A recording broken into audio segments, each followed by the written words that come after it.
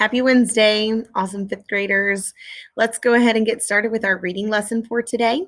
We're looking at explaining relationships in historical text, and specifically the story or the article is the history and description of Africa. So again, this week we've been focusing on the historical text and very specifically the ancient kingdoms of Africa. So yesterday when we read, it was more focusing about the trading that occurred throughout West Africa. So this will tie in as well and continue the description of Africa. Now today we will read this passage, and first we'll read it just to understand what the passage is about. You're reading for just to kind of get a general idea. You're going to do that part on your own. Then we'll reread the passage to analyze cause and effect relationships. I'll do that with you and read it aloud with you. But before we get started, I want you to go ahead and open up your digital lesson slides from your Google Drive.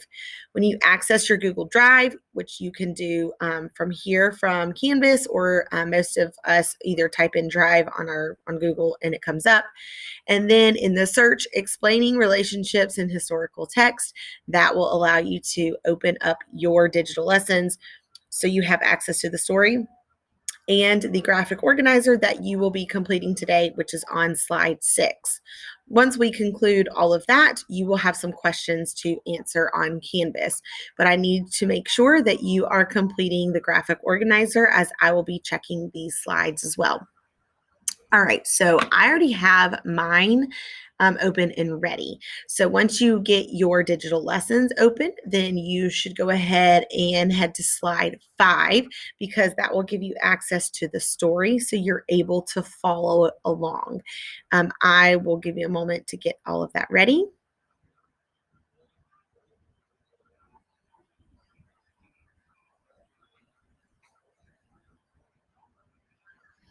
All right, now that you have your digital lessons ready, I want you to take a moment and to read the passage on your own. If there's any words that you're not sure of, make yourself a little note to see if we can figure it out. And I might be able to explain that to you as I am reading the passage to you. Pause the video, read the passage. When you're finished reading, click play again, and then we'll continue. All right, now that you've had an opportunity to read it on your own, I'm going to read it to you. Let's pay close attention to the close reader habits. What did the king of Timbuktu think of culture and learning? Reread the article, underline sentences that show what the king thought. So this time as I read it to you, you will see as I stop to underline some important details, and then we'll go through and add some information to our graphic organizer. Before we even begin reading, though, it is important to take a look at the map so you have a frame of reference. Remember, we've been discussing how they had trade routes along the coast of Africa, and that was where our main focus has been. In yesterday's text, when we were reading about the Sahara Desert, you can see that referenced here on the map. And then today, the other points of reference that we will see while reading. All right, let's get started. Born in 1485, Leo Africanus traveled across the Sahara to the city of Timbuktu in West Africa. His account provides a glimpse of life there in the early 1500s. In the center of the city is a temple, and in addition, there is a large palace constructed by the same architect where the king lives. The shops of the artisans, the merchants, and especially weavers of cotton cloth are very numerous. Fabrics are also imported from Europe to Timbuktu, born to Berber merchants. Hey, we heard that yesterday. The inhabitants are very rich, especially the strangers who have settled in the country, so much that the current king has given 2 of his daughters in marriage to 2 brothers, both businessmen, on account of their wealth. There are many wells containing sweet water in Timbuktu. And in addition, when the Niger River is in flood, canals deliver the water to the city. Grain and animals are abundant, so that the consumption of milk and butter is considerable. So, meaning that there's a lot of grains and animals if they're in abundance, meaning that they can eat and take in or drink a lot of milk and butter. But salt is in very short supply because it is carried here from to Gaza, some 500 miles from Timbuktu. I happened to be in the city at the time when a load of salt sold for 80 ducats. So, ducats are like gold coins. The king has a rich treasure of coins and gold ingots. One of these ingots weighed 970 pounds. There are in Timbuktu numerous judges, teachers, and priests, all properly appointed by the king. He greatly honors learning. Many handwritten books imported from Barbary are also sold. There is more profit made from this commerce than from other merchandise. Instead of coined money, pure gold nuggets are used, and for small purchases, cowrie shells, which have been carried from Persia, and of which 400 equal, sorry, I can't see that, ducats. So down at the bottom, there is a bit of a text feature, and my slide keeps kind of covering it up. Barbary, it has the little number 1 beside it there to let you know that there is a definition for that word towards the bottom. So that means a region north of the Sahara Desert. So when they referenced that earlier in paragraph 4, then you know it says many handwritten books imported from Barbary, meaning a region north of the Sahara Desert.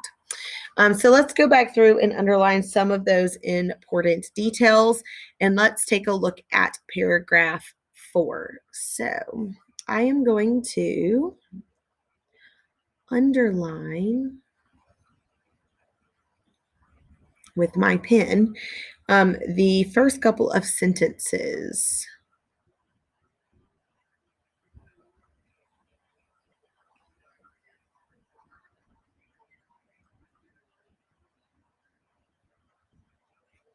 All right, so again, the question is, what did the king of Timbuktu think of culture and learning?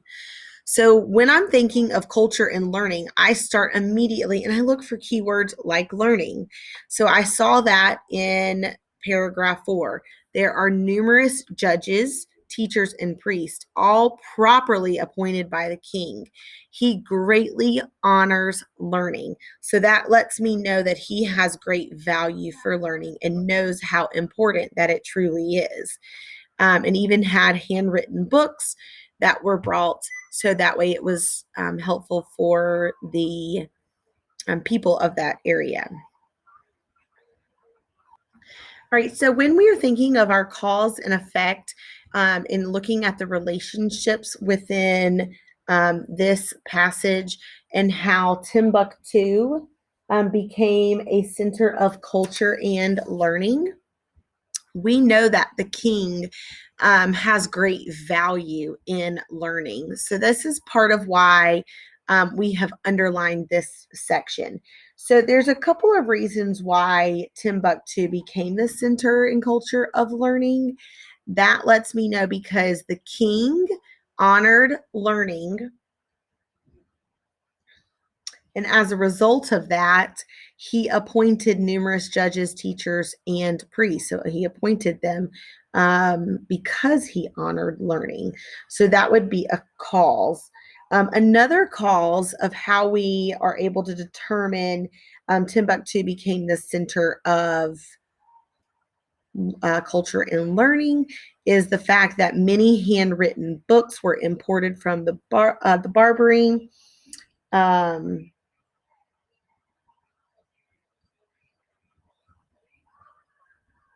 to underline it. And there is more profit made from this commerce than from other merchandise.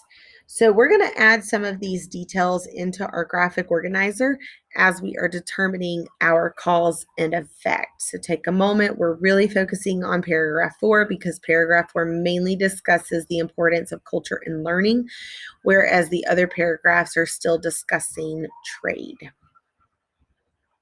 All right, so I'm going to hop back over to the next slide so we can add in some details on our graphic organizer. So go ahead and get your graphic organizer to the next slide as well. All right, now we're ready to start entering in some of those details and our causes. So the effect of this has to do with them becoming Timbuktu. So we're going to start off with Timbuktu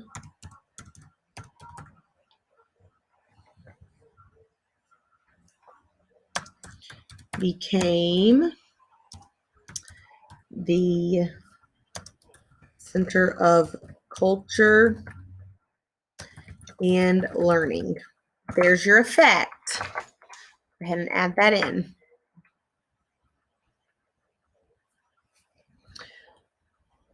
So our causes, as we stated, are from that 4th paragraph and looking at what we know about the king.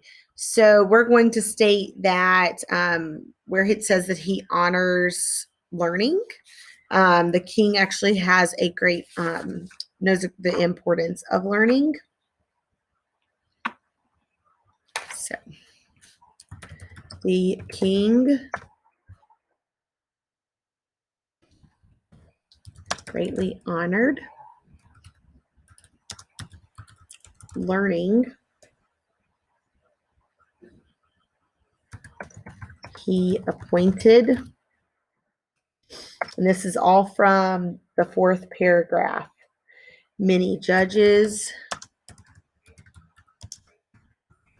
teachers, and priests.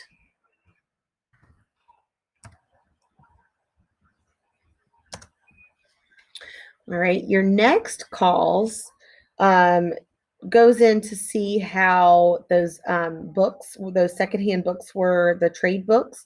I'm going to flip back up really quickly so we can look at that paragraph again.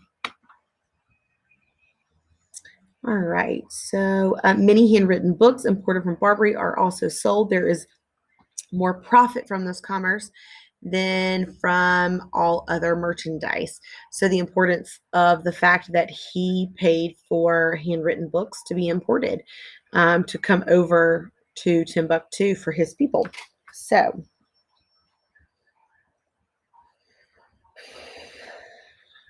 let's see. Trade in books.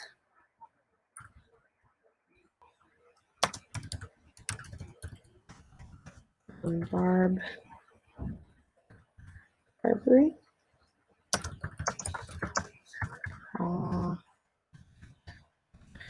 Okay, so trade in books imported from Barbary was more profitable.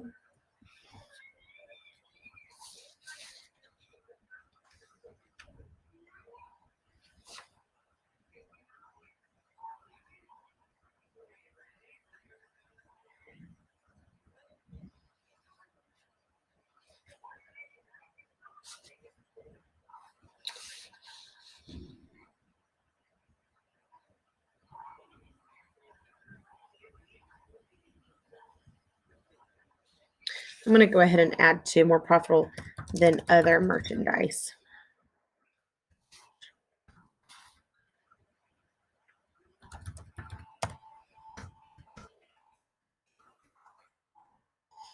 Right, so at this point, you should be able to finish adding those cause and effects to your graphic organizer. Make sure you finish doing that, and then you're going to hop back over to Canvas to complete your questions. Pause the video if you need to, so you can get that completed. Right now, you should be back on your Canvas page and ready to complete your questions. You'll click on History of Africa, RI 5.3. Those numbers they mean something to me. And there are a few questions. Answer the following questions in complete sentences. Restate part of the question in your answer. Fully explain and use evidence from the text. So think about how we practice using the race response. The first few questions are pretty straightforward, but the fifth question, use your cause and effect chart to help you, just like we did and we practiced yesterday with our question and using that race response. Restate part of the question, answer the question, cite your text by giving examples from it. So that's where you're going to use that graphic organizer. So that way you're supporting your answer with all of important details. So again, take a moment to read the questions, look back in the text, and answer them, but make sure you are answering incomplete sentences. If you are not answering incomplete sentences, then points will be deducted. And I definitely want you to receive full credit for all of your questions. If you have any questions, please let me know. You are welcome to send me a message, or I can help you out more with this later on. If not, then you'll be all finished with your reading lesson and have a great rest of the day. You will have some work to do on writing as well.